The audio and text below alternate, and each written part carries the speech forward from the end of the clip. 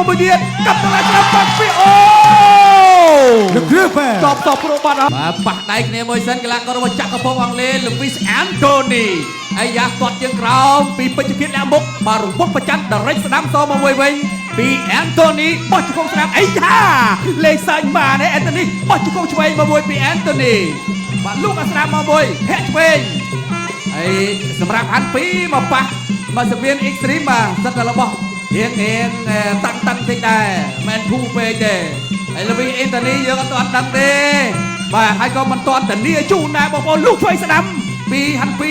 ចូលទៅគ្រាកបោះជង្គង់ឆ្វេងទាត់ជើងឆ្វេងមួយខៅអាស្ដាំ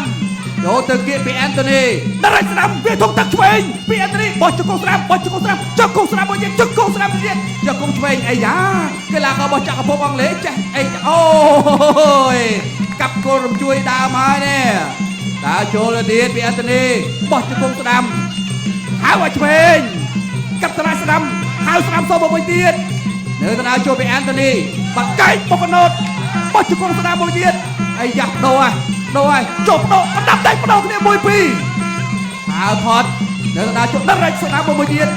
កាប់ចានស្ដាំចូលទៅវាធំទឹកឆ្វេងដរិចស្ដាំពី Anthony ចូលទៅគ្រាកបោះជង្គង់ស្ដាំមកមួយពី Lewis Anthony អានពីថាបងមិនដែលដាក់មហូបឲ្យខ្ញុំញ៉ាំសោះបងបាទណែបោះឆ្វេងមួយទៀតកែងបោះឆ្វេងបដោកណ្ដាប់ដៃបាត់ពីអូងើបទៅអត់អីទេលោកវែងចង់មកវិញមកបាទដើរមកវិញបាទរៀងអត់ទៅ6 7 8ដោយអត់ស្រួលទេបន្តការប្រកួត continue អ្នកស្ដាប់មកមួយអូយគ្រើមអត់អីទេបាទអត់អស់ចិត្តទេចូលទៅទៀតអីយោមកជង្គង់ស្ដាំមកមួយទៀតកាប់ទៅឡើងស្ដាំបាត់ពីអូចប់ព្រោះបាត់ហើយត្រឡប់ព្រោះបាយអូយពេជ្រឃាតលាក់មុខហាន់ពីបាទគីឡូ57មក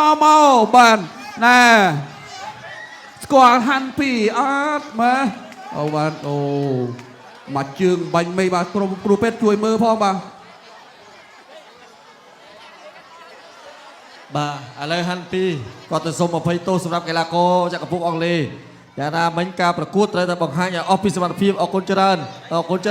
បាទសូមស្នូលតែដៃជូនដល់ហាន់ពីនិងកីឡាករគូប្រកួតរបស់គាត់ខាងដល់គ្នាសូមលោកគ្រូពេទ្យបាទជួយសម្រួលដល់បាទកីឡាករមកពីចក្រភពអង់គ្លេសហើយក្រុមការងាររបស់យើងបង្ហាញជូននៅរូបភាព slow motion តិចមកបាទកន្លែងណាដែលធ្វើកីឡាករចក្រភពអង់គ្លេសសន្លប់ធំអញ្ចឹងបាទ